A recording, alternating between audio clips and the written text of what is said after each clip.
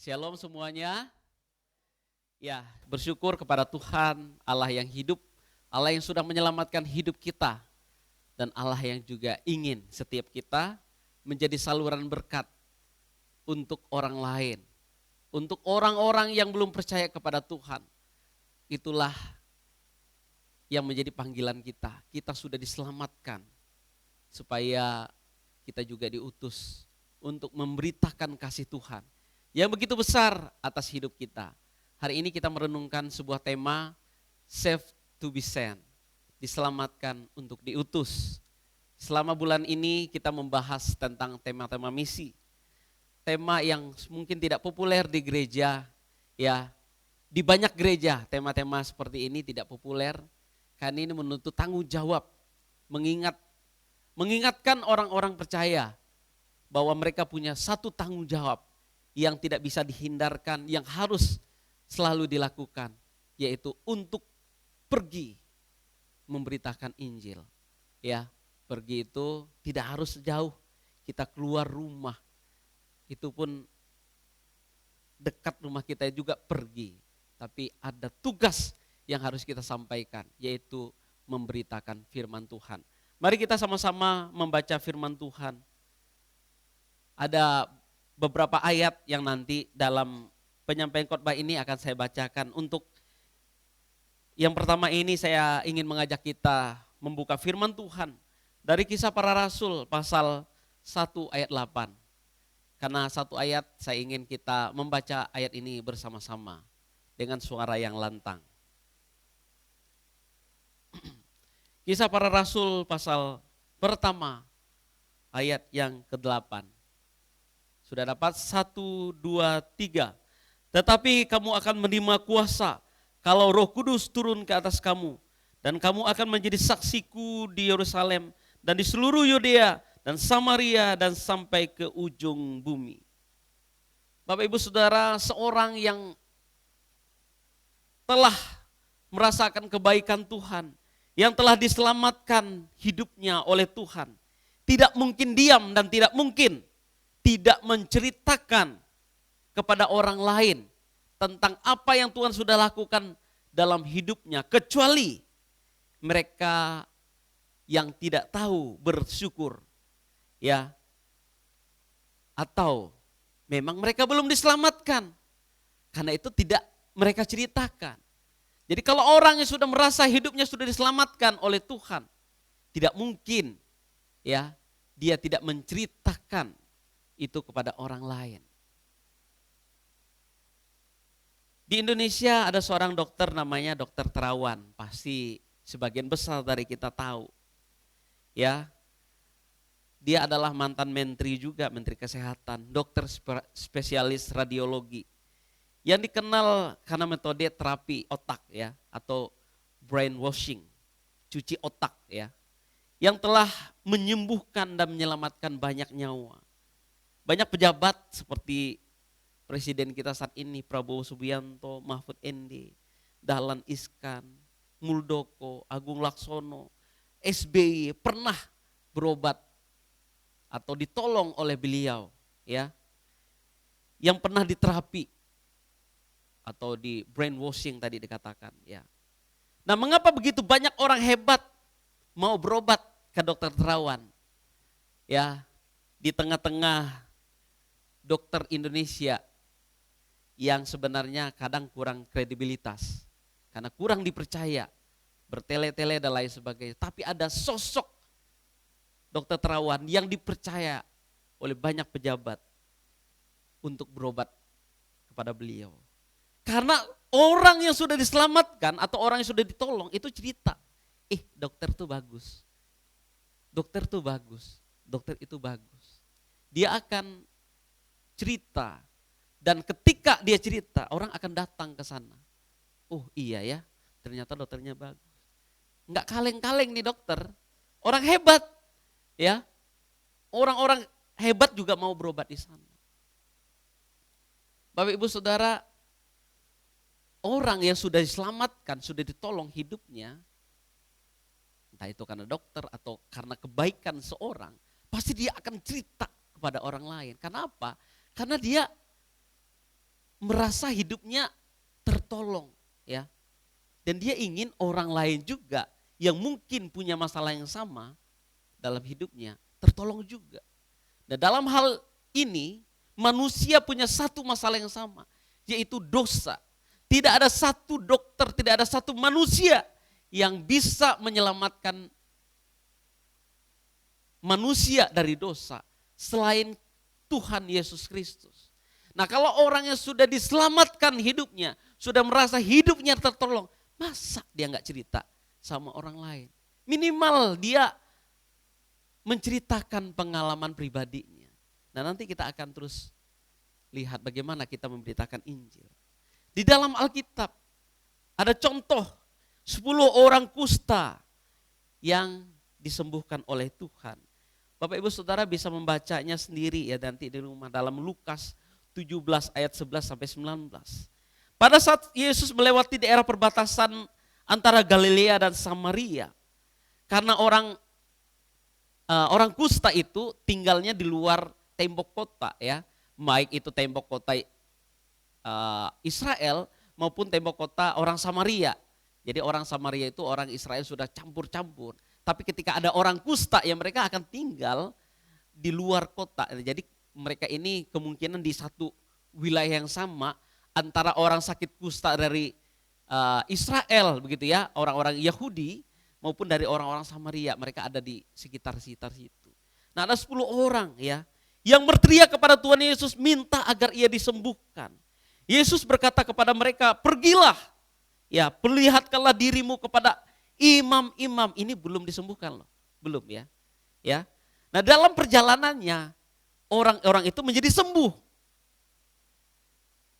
Tetapi hanya satu yang kembali kepada Tuhan Yesus, tersungkur dan mengucapkan syukur kepada Allah.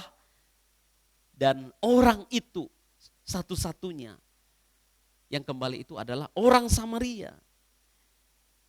Orang Yahudi yang 9-nya gak kembali. Nah, nanti kita lihat kenapa bisa begitu ya. Satu orang Samaria ini kembali mengucapkan syukur dan berterima kasih. Dia tersungkur di depan Tuhan. Dia tahu menyatakan terima kasihnya kepada Tuhan karena dia sadar dia ini orang Samaria, dia orang berdosa. Orang berdosa diselamatkan hidupnya. Orang yang merasa hidupnya berdosa dan hidupnya diselamatkan akan datang kepada Tuhan, menyatakan syukur kepada Tuhan. Di bagian yang lain dalam Yohanes 4 ayat 1 sampai 42. Ada wanita Samaria ya yang menimba air di sumur. Nah, suatu kali Yesus menemui seorang wanita Samaria yang sedang datang menuju sumur ya untuk menimba air. Ya, wanita Samaria ini dikenal kumpul kebo. Dia punya 5 suami yang sebenarnya bukan suaminya dia. Ya, dia datang di sana siang-siang karena memang dia dikucilkan. Dia adalah orang berdosa, dia sadar. Dia nggak bisa seperti orang ramai ya, datang pada waktu pagi atau pada waktu sore. Dia datang di waktu orang lain nggak ada, di waktu siang datang di sana. Dan Yesus datang di sana untuk menjumpai wanita itu. Perjumpaan itu membawa wanita itu mengenal Yesus sebagai Mesias dan dia percaya Yesus adalah Mesias. Tapi tidak berhenti sampai di situ. Di ayat 39 dikatakan, wanita itu bersaksi dan menceritakan perjumpaannya dengan Tuhan Yesus. Sehingga banyak orang di kota itu percaya dan terima Tuhan Yesus sebagai Tuhan dan Juru Selamat dalam kehidupan mereka. Ini wanita ini sadar dia ini siapa? Dia adalah orang berdosa. Ketika dia mengenal Mesias yang selama ini ya diceritakan mungkin oleh nenek moyang mereka. Karena dia keturunan Israel juga, keturunan Yakub. Dia tahu akan ada Mesias yang datang. Dan ketika Mesias itu berbicara kepadanya, dia percaya, diceritakan kepada orang lain. Hidupnya telah diselamatkan. Dia gak tahan, gak cerita. Dia cerita, dengar, tadi saya berjumpa dengan Mesias, sekarang dia ada di sana. Orang-orang datang kepada Yesus dan percaya kepadanya. Nah, ada satu kesamaan dari dua kisah di dalam Alkitab ini. Dua-dua orang ini adalah orang-orang Samaria, orang-orang yang dianggap kafir, orang-orang yang dianggap berdosa. Dan memang mereka menyadari mereka adalah orang berdosa. Tetapi justru hanya kedua orang inilah. Ya, kedua orang ini tahu menyatakan terima kasih karena hidupnya telah diselamatkan oleh Tuhan Yesus. Bahkan wanita itu bisa membawa orang lain untuk datang dan percaya kepada Yesus. Sementara banyak orang Yahudi yang menolak Yesus sebagai Mesias karena mereka yakin, ya, yang mereka percayalah yang benar. Sehingga ya orang yang merasa dia benar, dia gak akan menceritakan Yesus pada orang lain. Karena mereka gak percaya Yesus, dia gak akan cerita kepada orang lain. Bapak Ibu Saudara, kalau kita adalah orang berdosa, sadar bahwa kita adalah orang berdosa, dan hidupnya telah diselamatkan oleh Tuhan, tidak mungkin kita gak cerita kepada orang lain. Pengalaman itu tidak mungkin. Pasti kita akan cerita, kecuali kita tidak tahu terima kasih seperti 9 orang tadi, atau kita memang belum diselamatkan. Sehingga kita gak perlu merasa cerita pada orang lain. Kita masih di luar, ya, kita masih belum menjadi kawanan domba Allah. Sehingga kita gak ngerasa bahwa kita ini harus menceritakan apa, dan hidup saya gak diselamatkan. Nah, ini menjadi menjadi refleksi bagi kita sendiri. Kita udah diselamatkan atau tidak? Kenapa sampai hari ini saya belum pernah menceritakan atau menyaksikan iman saya, pengalaman hidup saya bersama dengan Tuhan kepada orang lain? Apa saya ini orang yang tidak tahu bersyukur, atau saya ini belum diselamatkan oleh Tuhan? Bapak Ibu Saudara, Kisah Para Rasul pasal 1 ayat 8 ini adalah kitab yang mengisahkan kehidupan para rasul, seperti namanya, ya, Kisah Para Rasul. Menceritakan kehidupan murid-murid Yesus, para rasul, setelah ditinggalkan oleh Yesus naik ke sorga.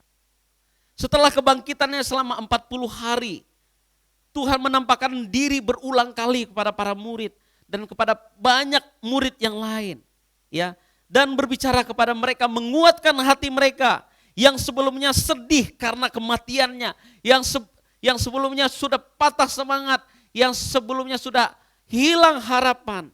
Kebangkitan Yesus membawa sukacita dan harapan kembali bagi para murid. Mereka punya harapan lagi. Ini guru kita, Tuhan kita ini sudah bangkit menyatakan dirinya. Nah, di hari terakhir menjelang Yesus naik ke surga, Yesus meminta murid-muridnya untuk berkumpul suatu tempat, ya, dan memberikan pesan perpisahan kepada mereka yang kita kenal juga. Salah satunya adalah amanat agung, kata-kata yang sangat penting, suatu wasiat yang dipercayakan kepada para murid untuk memberitakan Injil.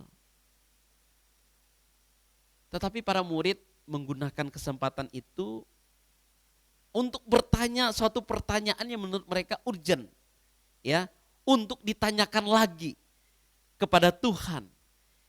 Ditanyakan ulang, ini bukan pertanyaan sekali atau pertanyaan yang pertama kali diajukan, tetapi mereka udah berulang-ulang menyatakan itu. Tuhan, maukah Engkau pada masa ini memulihkan kerajaan bagi Israel? Memang inilah harapan orang Israel dari Mesias yang akan datang itu, yang mereka tunggu-tunggu, termasuk oleh para murid. Mereka menantikan Mesias ini dan ingin Mesias menjadi raja atas mereka. Para murid pada suatu titik, ya, sudah mulai percaya, terutama itu Petrus, bahwa dia ini adalah Mesias, karena sebelumnya mereka itu nggak ngerti. Mereka hanya melihat guru mereka ini atau Yesus adalah pribadi yang luar biasa hebat, tetapi belum terbuka matanya bahwa Yesus adalah Mesias. Tetapi semakin hari mereka semakin terbuka matanya dan mulai melihat ya dan mulai percaya bahwa itu adalah Mesias yang dijanjikan itu. Karena itu mereka meminta untuk kesekian kalinya agar Yesus mau menjadi raja bagi Israel dan memulihkan kerajaan Israel yang pada saat itu sedang ya dijajah di bawah pemerintahan Romawi. Sekalipun berbeda ya tujuan Yesus datang dengan harapan orang Israel, tapi Yesus tidak mematahkan harapan mereka. Ya, Yesus tidak berkata, aku nggak mau jadi Mesias seperti yang kalian janjikan, dan mungkin memarahin mereka, enggak. Tetapi ada satu hal yang Yesus sampaikan mengenai kapan dan bagaimana pemulihan itu dilakukan, itu adalah urusan Allah. Karena memang umat Allah harus dipulihkan, tetapi bukan dari penjajahan Romawi, tetapi dari dosa yang mengikat mereka. Mengenai waktu dan bagaimana pemulihan itu dilakukan, itu adalah urusan Allah. Sehingga Yesus berkata di ayat 7, jawabnya kepada mereka, kamu tidak perlu mengetahui masa dan waktu yang ditetapkan Bapa sendiri menurut kuasanya.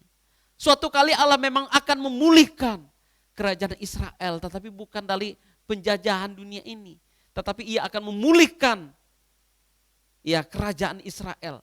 Yaitu dia sendiri yang akan menjadi raja bagi Israel secara rohani. Orang-orang yang percaya menjadi umat Allah.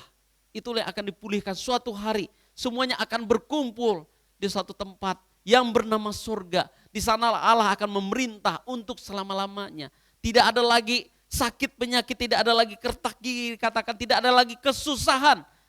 Hidup di sana, hidup yang tanpa keluh kesah. Itulah tempat yang Allah janjikan. Mengenai kapan waktunya, itu urusan Allah. Gak perlu ditanya, ya hanya Allah sendiri yang tahu. Nah ini pelajaran penting bagi kita Bapak Ibu Saudara. Kita boleh saja meminta kepada Tuhan, boleh berdoa kepada Tuhan. Kita boleh memohon kepada Tuhan untuk hidup kita diberkati. Agar Tuhan memulihkan hidup kita yang hancur. Memulihkan keluarga kita dalam pergumulan berat. Berdoa untuk usaha pekerjaan kita yang sedang dalam masa sulit. Tetapi mengenai kapan waktunya, ya itu juga wewenang Tuhan. Itu adalah urusan Tuhan. Kita meminta, tetapi yang menentukan adalah Allah. Yang paling penting kita percaya dan terus berharap hanya kepada Tuhan. Konsep doa yang benar bukan kita mengubah keputusan Tuhan, tetapi kita ingin belajar untuk berserah kepada Tuhan. Apa yang menjadi keputusan Tuhan, biarlah terjadi menurut kehendak Tuhan. Nah itulah berdoa. Jadi berdoa itu kita sedang mengubah apa yang menjadi keputusan Tuhan. Karena sebelum kita meminta, Tuhan sudah tahu apa yang terbaik buat kita. Kalau Tuhan sudah tahu apa yang baik buat kita, masih kita meminta sesuai dengan kehendak kita? Enggak lah. Karena Tuhan itu maha tahu. Dia paling tahu mana yang terbaik buat kita. Nah Tuhan Yesus melanjutkan dengan berkata, tetapi kamu akan menerima kuasa kalau Roh Kudus turun ke atas kamu. Ya, kamu akan menerima kuasa kalau Roh Kudus turun ke atas kamu. Nah ini lihat urutannya Bapak Ibu Saudara. Kamu akan terima kuasa kalau Roh Kudus turun ke atas kamu. Nah ini urutan yang harus kita lihat. Dan kamu akan menjadi saksiku di Yerusalem, di seluruh Yudea dan Samaria, dan sampai ke ujung bumi. Urutan ini sangat penting, ya. Artinya apa? Artinya adalah Allah sumber kuasa. Allah Roh Kudus itu adalah sumber kuasa untuk orang boleh bersaksi, memberitakan Injil, bahkan sampai ke ujung dunia.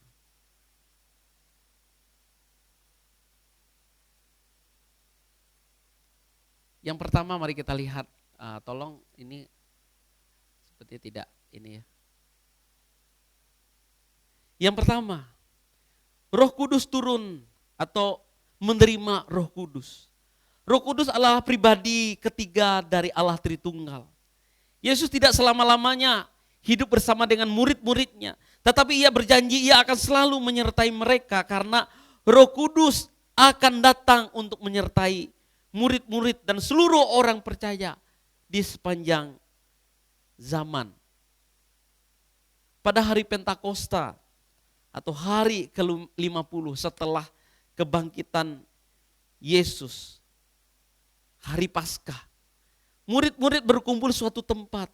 Tiba-tiba suara dari langit seperti tiupan angin dan seperti lidah-lidah api, dan mereka semua dipenuhi oleh Roh Kudus. Ini adalah titik awal pelayanan para murid. Kalau selama ini mereka ikut di mana Yesus pergi, sekarang ketika Yesus tidak ada, Roh Kuduslah yang memberikan kuasa kepada mereka. Mereka semua dipenuhi oleh Roh Kudus untuk mulai pergi memberitakan Injil.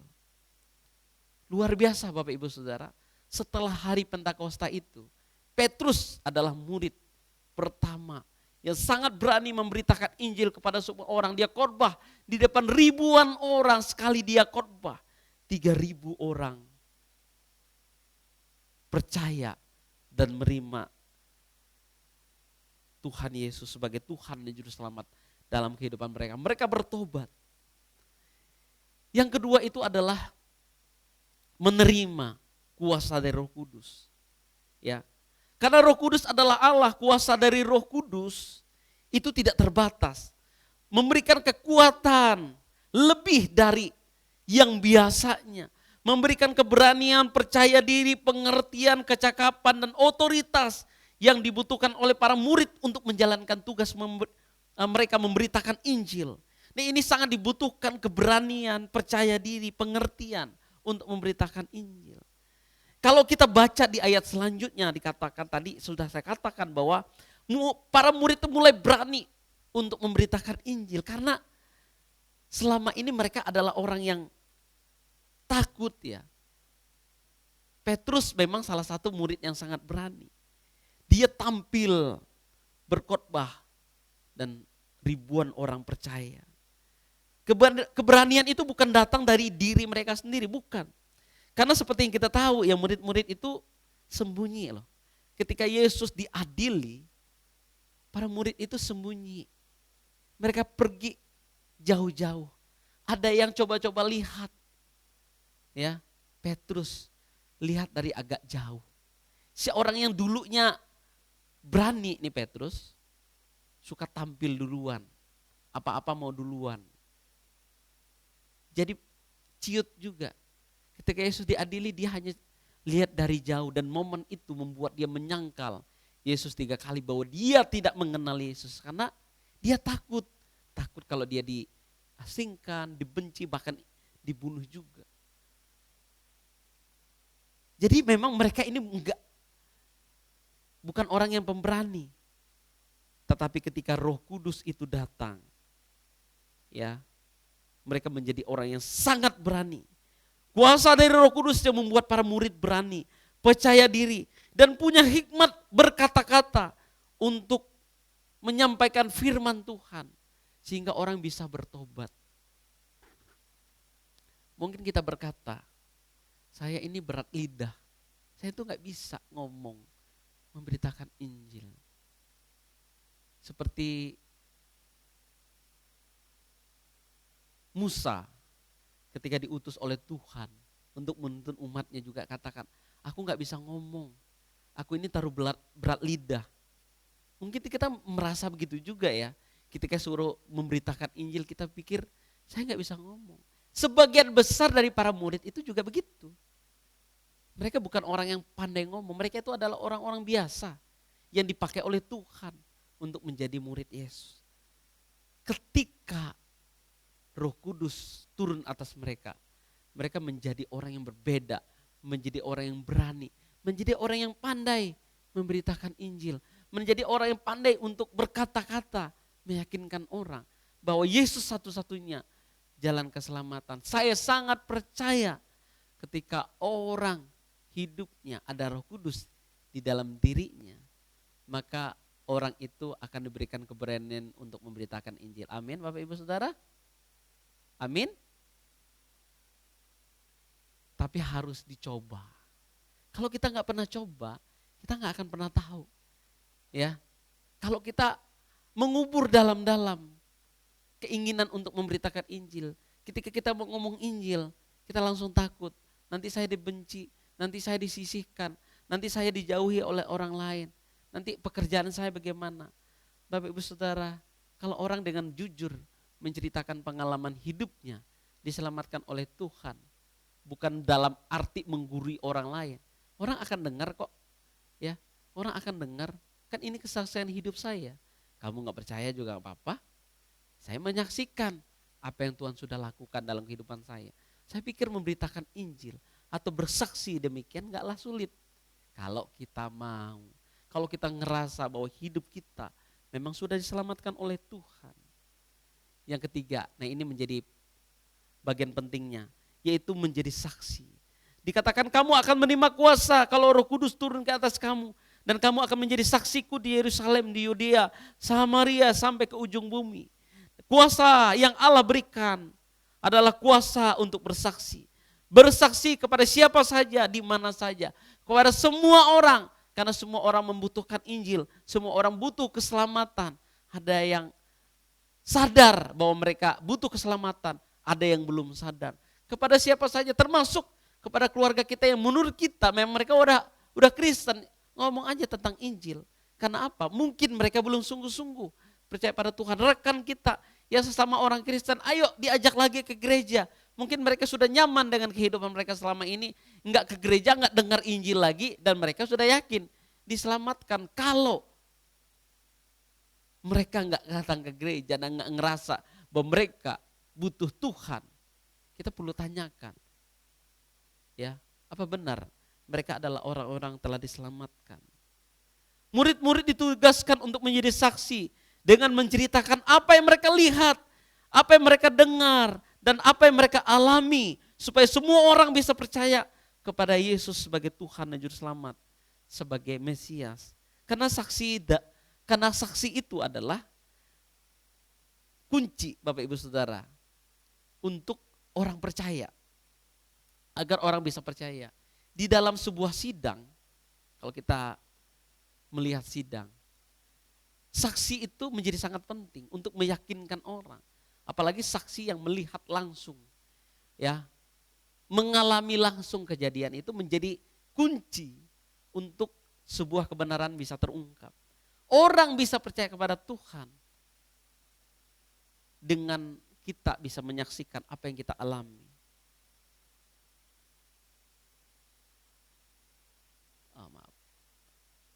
Rick Warren dalam bukunya yang terkenal, The Purpose Driven Life, atau tujuan yang menggerakkan hidup, mengajukan sebuah pertanyaan penting bagi dirinya. Untuk apa aku hidup di dunia ini? Nah, jawaban dari pertanyaan ini ia tulis dalam sebuah buku, The Purpose Driven Life ini. Bapak Ibu mungkin sudah pernah baca, atau kalau yang belum baca ya, boleh baca buku ini, sangat bagus. Dulu sangat terkenal, ini di seluruh dunia baca buku ini, bestseller di seluruh dunia ya. 50 juta kopi. Ini luar biasa bukunya, luar biasa ya. Salah satu buku yang sangat laris orang baca. Ini sangat bagus, Bapak Ibu boleh baca. Kalau enggak ada, saya punya, boleh pinjam ya. Tapi dibalikin lagi, nanti saya enggak bisa baca lagi ya. Nah, jawab jika pertanyaan ini ditanyakan kepada setiap kita, untuk apa aku ada di dunia ini? Apa jawaban Bapak Ibu Saudara? Untuk apa aku ada di dunia ini? Banyak orang tidak bisa menjawab pertanyaan yang mendasar ini dengan baik. Karena tidak semua orang tahu tujuan hidupnya. Bapak Ibu Saudara, kalau kita nggak dikasih tahu tujuan hidup kita, memang kita nggak tahu. Karena kita ini diciptakan, kita ini ciptaan ya. Ciptaan itu memang nggak pernah tahu tujuan hidupnya secara mandiri. Hanya pencipta yang tahu tujuan itu diciptakan. Ya. Orang yang membuat pesawat, misalnya saya membuat pesawat, saya tahu tujuan saya membuat pesawat itu untuk apa. Ya pesawatnya nggak tahu kenapa dia ada. Ketika dikasih tahu, pesawatnya akan ngerti bahwa tujuan pesawat itu untuk ngangkut orang, untuk ngangkut barang melalui udara. Orang membuat motor tahu tujuan dia buat motor itu untuk apa. Ya, untuk dinaiki, untuk bawa orang. Untuk mengantarkan orang ke tempat tujuan. Ya, lebih cepat, lebih efisien. Kita ini ciptaan, memang kita nggak tahu tujuan hidup kita untuk apa kalau Tuhan tidak memberitahukan kepada kita. Tapi firman Tuhan sudah memberitahukan kepada kita untuk apa kita hidup. Nah, orang di luar Tuhan nggak tahu tujuannya untuk apa. Karena itu perlu kita kasih tahu tujuan hidup kita untuk apa. Nah, tapi kan mereka nggak bisa tiba-tiba ada di tempat ini kalau mereka nggak percaya pada Tuhan, nggak sungguh-sungguh mau percaya pada Tuhan. Nah, Bapak Ibu Saudara, Rick Warren menjawab ya pertanyaan ini dalam bukunya. Setidaknya ada 5 tujuan hidup yang Rick Warren gumulkan ya dalam hidupnya, ini ya. Yang pertama, kita dirancang atau diciptakan untuk kesenangan Tuhan. Kita dibentuk untuk menjadi keluarga Allah. Kita diciptakan untuk menjadi serupa dengan Kristus. Kita dibentuk untuk melayani Tuhan. Kita diciptakan untuk sebuah misi Tuhan. Penjelasan dari setiap jawaban ini Bapak Ibu Saudara bisa baca di bukunya. Tetapi saya hanya ingin mengutip yang terakhir, yaitu yang kelima. Kita diciptakan untuk sebuah misi, yaitu misi Allah. Kata misi itu berasal dari bahasa Latin, missio, yaitu kata bendanya, atau mitere, kata kerja yang berarti pengutusan atau mengirim orang untuk diutus untuk suatu tugas tertentu. Ya, untuk melaksanakan satu tugas yang sangat penting. Menjadi orang Kristen termasuk adalah orang yang menerima pengutusan itu dari Tuhan ke dunia ini sebagai wakil Yesus Kristus. Yesus berkata di dalam Yohanes pasal 20 ayat 21. Sama seperti Bapa mengutus aku, demikian juga sekarang aku mengutus kamu. Dulu Bapa Yesus datang ke dalam dunia karena diutus Bapa. Yesus ketika dia naik ke surga mengutus umatnya. Pergilah, beritakanlah Injil kepada segala bangsa. Baptislah mereka dalam nama Bapa, Anak dan Roh Kudus. Jadikanlah mereka semua murid Yesus. Saat Tuhan Yesus tergantung di atas kayu salib, ia berkata, sudah selesai. Artinya tugasnya di dunia ini sudah selesai. Tetapi ia juga menitipkan satu pesan kepada para murid untuk diteruskan, untuk dilanjutkan. Dengan berkata, pergilah, jadikanlah semua bangsa muridku. Bapak Ibu Saudara, misi yang dijalani oleh Tuhan Yesus selama hidupnya di bumi menjadi misi kita juga. Karena kita ini adalah anggota tubuh Kristus. Di mana kepala pergi, di situ juga anggota tubuhnya pergi. Benar demikian ya? Enggak mungkin kepalanya kemana, tubuh kita mau pergi kemana, enggak mungkin. Jadi tujuan kita dengan Allah itu sama. Agar semua orang diselamatkan. Bagaimana caranya? Pergi beritakan Injil. Bagaimana caranya? Ya belajar dari firman Tuhan.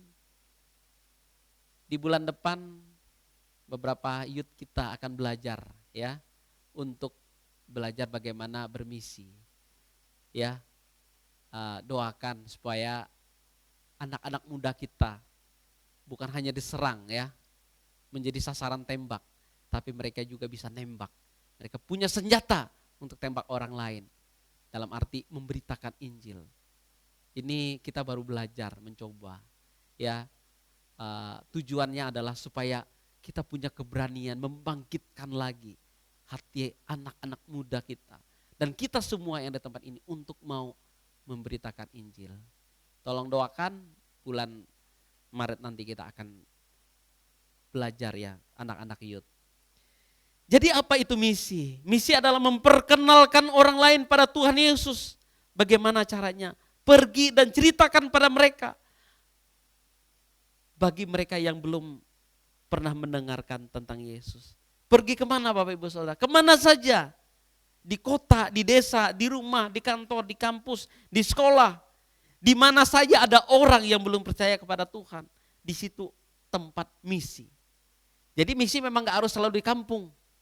Misi di mana saja, di kota bisa, ya di kampung boleh, di tempat kita bekerja juga boleh, menjadi tempat misi kita boleh, memberitakan Injil di sana. Misi yang paling efektif adalah, dan pasti bisa dilakukan, adalah bersaksi tentang pengalaman hidupnya bersama dengan Tuhan.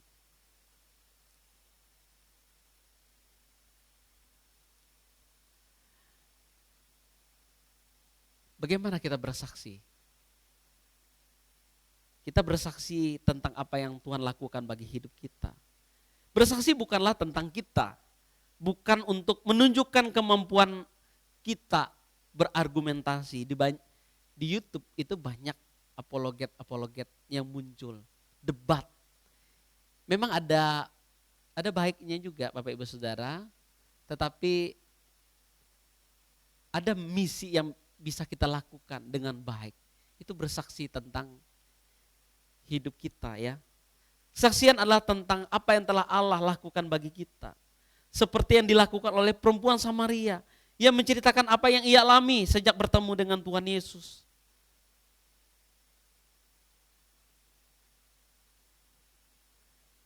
Layaknya seorang saksi di persidangan. Mereka diminta untuk menceritakan apa yang mereka lihat, mereka dengar, mereka alami. Mereka tidak diminta untuk mengarang cerita atau menceritakan apa yang tidak mereka alami. Mereka diminta untuk menceritakan apa yang mereka alami. Jadi bersaksi itu bukan berteori, tapi menceritakan pengalaman hidup kita bersama dengan Tuhan. Menjadi saksi tidak akan menjadi beban jika kita mengerti bahwa kita hanya sedang membagikan sebuah kabar baik tentang keselamatan dari Tuhan Yesus kepada orang lain. Ini kan gak jadi beban. Saya menceritakan kabar baik pada orang lain. Kenapa jadi beban? Kalau kita jadikan itu beban, mungkin kita berpikir itu adalah sebuah teori. Enggak. Kesaksian itu bukan tentang teori, pengalaman atau apa sih namanya, pengetahuan kita. Bersaksi itu adalah pengalaman hidup kita bersama dengan Tuhan. Apa yang sudah Yesus lakukan dalam hidup kita, itu yang kita ceritakan kepada orang lain. Itulah bersaksi. Yang kedua, bersaksi kepada segala bangsa. Ya di dalam Wahyu pasal 14 ayat 6. Ya karena keselamatan bukan hanya untuk kita saja. Bukan hanya untuk suku kita saja. Bukan hanya untuk satu komunitas saja. Tetapi untuk semua orang. Injil harus diberitakan kapan saja, di mana saja kepada semua orang. Karena semua orang membutuhkan Injil. Kenapa semua orang membutuhkan Injil? Karena suatu hari akan ada penghakiman, ya. Semua orang akan diadili. Mempertanggungjawabkan kehidupan mereka. Kalau mereka enggak percaya pada Tuhan, ya mereka akan binasa. Allah tidak ingin ada orang yang binasa. Yang berikutnya adalah Allah melibatkan kita di dalam misi. Ketika Allah melibatkan seorang dalam sebuah misi yang sangat penting, artinya orang itu penting. Kalau Allah melibatkan kita di dalam misinya, karena kita ini penting di hadapan Allah. Dia ingin melibatkan kita. Ya. Penting bukan karena Allah tidak bisa bekerja sendiri, bukan. Tetapi karena kita adalah domba-domba yang dikasihinya. Juga ingin ada orang lain diselamatkan. Allah memakai kita bukan karena kelebihan kita, bukan. Allah seringkali memakai orang-orang yang sangat sederhana. Bahkan orang yang sudah dianggap najis seperti perempuan Samaria pun dipakai oleh Tuhan untuk memberitakan Injil. Dan Allah ingin kita menjadi terang bagi dunia ini. Allah ingin kita menjadi terang di dalam dunia yang gelap. Jika kita tidak menjadi terang, jika orang Kristen tidak menjadi terang, terus siapa yang harus menerangi dunia yang gelap ini? Terang itu datangnya dari Allah. Sudah terpancar atas hidup kita masing-masing. Allah ingin itu dibawa kepada dunia ini. Itulah panggilan kita. Panggilan kita semua. Melalui apa? Melalui perbuatan kita, melalui perkataan kita, melalui hidup kita, melalui keluarga kita. Bapak Ibu Saudara, memang memberitakan Injil itu ada harga yang harus kita bayar. Bapak Ibu Saudara, mungkin yang harus kita bayar itu adalah waktu kita. Kita membayarnya dengan waktu, dengan harta, bahkan dengan hidup kita sendiri.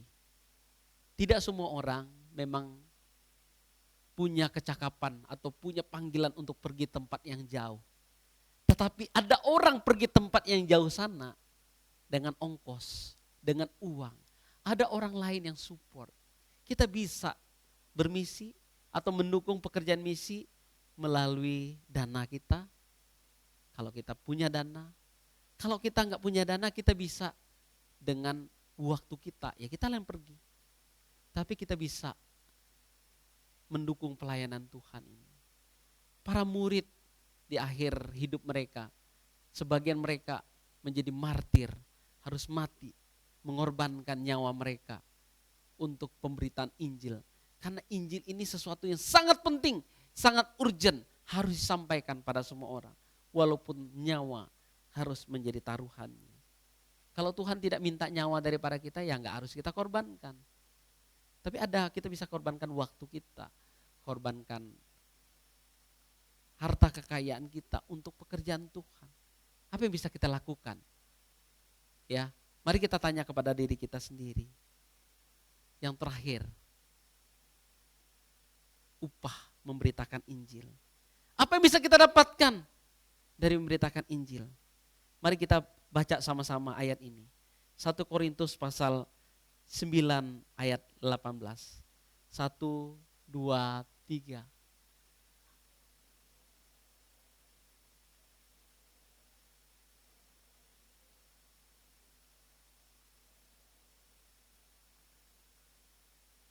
Iya. Kalau demikian apakah upahku? Upahku ialah bahwa aku boleh memberitakan Injil tanpa upah. Dan bahwa aku tidak mempergunakan hakku sebagai pemberitaan Injil. Jadi memberitakan Injil itu adalah upah. Kita ini adalah orang-orang yang dipercayakan oleh Tuhan untuk bagi memberitakan Injil. Jadi ini adalah upah orang memberitakan Injil. Ya tanpa upah. Itu adalah hak istimewa. Kalau kita tahu bahwa kita ini berharga di mata Tuhan, penting di mata Tuhan. Karena Tuhan melibatkan kita, maka kita tidak akan menahan diri kita untuk tidak memberitakan Injil. Bila ini menjadi perenungan bagi kita semua dan menjadi panggilan bagi setiap kita. Bagi tugas memberitakan Injil bukan tugas satu orang, bukan hanya tugas beberapa orang, tapi tugas semua orang yang percaya kepada Yesus Kristus. Kiranya Tuhan Yesus memberkati kita semua. Amin. Kita berdoa.